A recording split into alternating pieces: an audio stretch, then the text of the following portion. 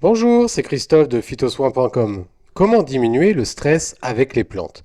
Dans cette vidéo, je vais vous parler des plantes, bourgeons et huiles essentielles anti-stress. Je vous parlerai également des fleurs de bac et vous donnerai quelques conseils pour mieux gérer votre anxiété. Avant de commencer, quelques définitions. Le stress. Le stress est une réaction normale de l'organisme face à une situation qu'il juge dangereuse. Le corps met alors en place des réactions pour faire face à ce danger. Le stress n'est donc pas toujours négatif. L'anxiété. L'anxiété est plus complexe et pourrait se définir comme un stress généralisé qui est présent même dans une situation non urgente. L'anxiété est une persistance d'un état de stress sans qu'il y ait une situation spécifique. Prenons un exemple concret. Le stress. Vous avez un devoir ou un travail à rendre dans 3 jours. Plus la date approche, plus le stress augmente. Mais une fois le travail exécuté, votre niveau de stress redevient normal. Pour l'anxiété, vous avez une inquiétude générale sur votre réussite scolaire ou professionnelle. Cette situation émotionnelle est indépendante d'un projet ou un travail en cours. Comment les plantes peuvent-elles nous aider? Que l'on souffre de stress ou d'anxiété, nous utiliserons les mêmes plantes, bourgeons et huiles essentielles. Pour un stress ponctuel, les huiles essentielles seront actives rapidement. Pour une situation d'anxiété, nous nous orienterons sur des cures de plantes ou bourgeons. Les plantes sont complémentaires à des techniques de relaxation, de respiration, à de la pratique sportive, mais aussi à des méthodes de gestion de son temps, de la priorisation des tâches. Les plantes sont également compatibles avec la plupart des traitements médicamenteux. Quelle plante utiliser? La passiflore. Plante bien connue, elle est riche en alcaloïdes, flavonoïdes, pyrrone, phénol, coumarine, phytostérol. La synergie de ces molécules donne une action sédative, anxiolytique, antispasmodique entraînant une relaxation musculaire. On l'utilise dans tous les états d'anxiété, avec agitation et nervosité, l'hyperémotivité, l'hyperactivité et les troubles du sommeil. Elle apaise, détend et est utile dans les sevrages, notamment aux benzodiazépines, excellente en extrait liquide. L'angélique. Riche en coumarine et en huile essentielle, elle est spasmolytique et tranquillisante. C'est un antistress, voire un antidépresseur. Son activité anxiolytique est due en partie à l'impératorine, une molécule que l'on retrouve également dans le persil. L'angélique est la plante des phases de stress prolongées, de l'anxiété. Elle est également utile pour les insomnies nerveuses. On privilégie la tisane ou l'extrait liquide, l'huile essentielle coûtant très cher. La mélisse.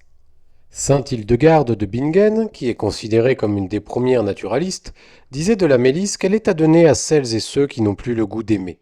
Comme l'angélique, elle est calmante des nerfs et de l'appareil digestif. La mélisse aide ainsi à se calmer, lâcher prise et retrouver une bonne humeur.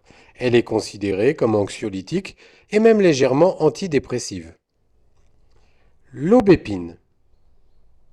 L'aubépine est une des plantes utilisées pour réguler la tension artérielle et le rythme cardiaque. Mais c'est aussi une plante qui apporte détente émotionnelle et lâcher prise grâce à son action anxiolytique. Personnellement, je la conseille pour les personnes qui font des poussées de tension à cause du stress. La lavande.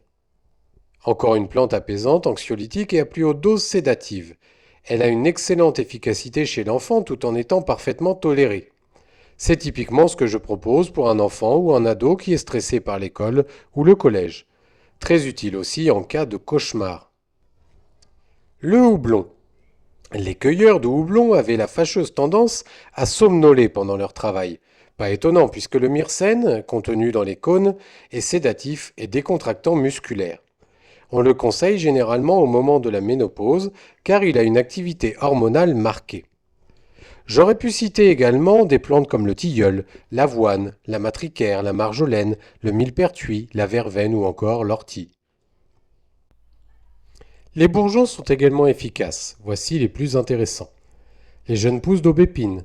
Je vous ai parlé tout à l'heure de l'aubépine en phytothérapie où on utilise les fruits et les sommités fleuries. En gémothérapie, nous utilisons les jeunes pousses. Les indications sont très proches. Anxiété, angoisse, somatisation cardiaque, palpitations, sensation d'oppression. La gémothérapie est à privilégier si vous prenez des médicaments car ils n'interfèrent pas avec eux. Les bourgeons de tilleul. Le bourgeon de tilleul est un grand calmant et anxiolytique. C'est un bourgeon que je trouve très intéressant en cas de nervosité, surexcitation, de TOC ou en cas de trouble de l'attention, TDAH. En le prenant le soir, il va favoriser l'endormissement. Les bourgeons de chêne. C'est le bourgeon du stress par surmenage, burn-out, dépression. Il est également très utile chez la personne âgée ou convalescente qui a du mal à remonter la pente. C'est un bourgeon qui redonne de l'énergie. J'aurais pu également citer les bourgeons d'argousier, de cassis, de figuier, de gui, d'olivier, de pommier, de saule blanc ou encore de séquoia. Les huiles essentielles pour une action rapide. L'huile essentielle de lavande. L'huile essentielle de lavande est assez incroyable. 3-4 gouttes en application cutanée ou en voie orale suffisent à avoir une action calmante et anxiolytique. Même une simple inhalation a un effet. Baisse de la tension artérielle, de la fréquence cardiaque, relaxation. L'effet est comparable au lorazépam, le Temesta, un anxiolytique de référence. L'huile essentielle de mandarine rouge. Testée dans une étude sur la souris, la mandarine rouge est anxiolytique, sédative et somnifère à plus haute dose. L'huile essentielle d'ylang-ylang. Son parfum envoûtant, un des constituants du célèbre parfum numéro 5 de Chanel, est aussi un excellent anxiolytique.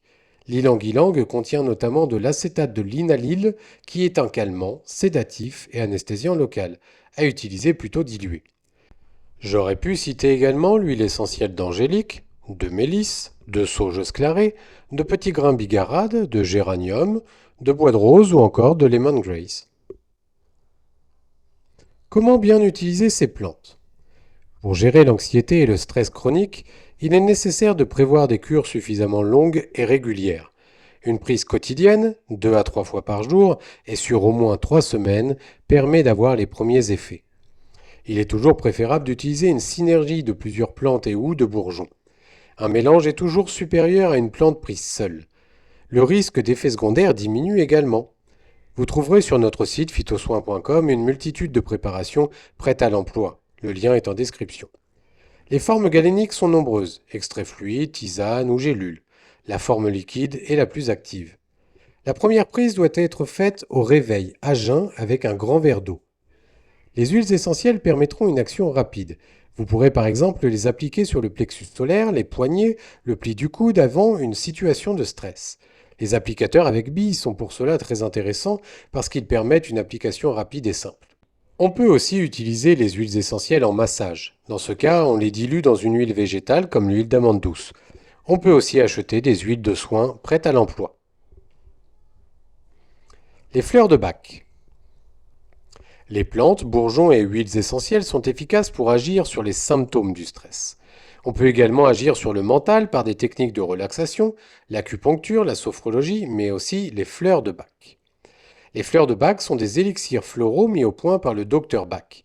Le principe, corriger 38 états d'esprit négatifs en les transformant en états positifs. Par exemple, passer de la peur au courage.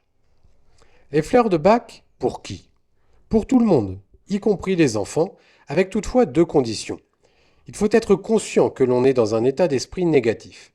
Par exemple, l'élixir de hêtre s'adresse aux personnes intolérantes, à la critique facile, et elle aide à avoir plus de tolérance et de bienveillance. Cet élixir ne fonctionnera que si la personne a pris conscience de son intolérance. Il n'est pas nécessaire de croire aux fleurs de Bach, mais il faut avoir l'envie d'aller mieux et le désir profond de changer. Voyons maintenant quelles fleurs de Bach peuvent être utilisées dans le stress. Le remède rescue, c'est un mélange de plusieurs fleurs de Bach spécialement conçues pour les situations de stress aigu. Il contient les essences suivantes: prunus, clématite, impatience, hélianthème et étoile de Bethléem. Le mimulus, pour les peurs spécifiques et les inquiétudes concrètes du quotidien, les timides et les anxieux. Le tremble, pour les peurs et les angoisses dont la source est indéfinie, un sentiment d'insécurité permanent. L'hélianthème, pour la terreur, l'angoisse et la panique intense. Le prunus, pour la peur de perdre le contrôle de soi, l'impression de devenir fou et les colères incontrôlées. Le marronnier blanc, pour les pensées récurrentes, les ruminations et les soucis mentaux incessants. Enfin, le marronnier rouge, pour ceux qui s'inquiètent excessivement pour les autres. Il est conseillé d'associer plusieurs fleurs, jusqu'à 6, 3 gouttes de chaque 3 fois par jour dans un verre d'eau ou directement sous la langue. Encore quelques conseils. Un bon sommeil est indispensable. Couchez-vous et levez-vous à heure fixe. Mangez équilibré. Inutile de rajouter une digestion difficile à un stress. L'axe système nerveux-intestin est très connecté. Des apports suffisants en vitamines du groupe B notamment aident au bon fonctionnement du cerveau. La levure de bière est parfaite pour cela. Les oméga 3 sont aussi utiles. Attention au tabac et aux boissons excitantes, le café, le thé, le soda. Pratiquez une activité physique pour se vider la tête et le trop-plein d'énergie. Apprenez une technique de respiration. Je vous conseille la cohérence cardiaque, simple et efficace. Riez. Le rire diminue les hormones du stress et augmente les endorphines, les neurotransmetteurs du bonheur. Il relaxe également les muscles. Cette vidéo est désormais terminée, j'espère qu'elle vous aura été utile. N'hésitez pas à mettre un petit pouce et à vous abonner pour être au courant de nos dernières vidéos. On se quitte avec une petite blague. C'est l'histoire d'un pingouin qui respire par les fesses. Un jour, il s'assoit et il meurt. À bientôt!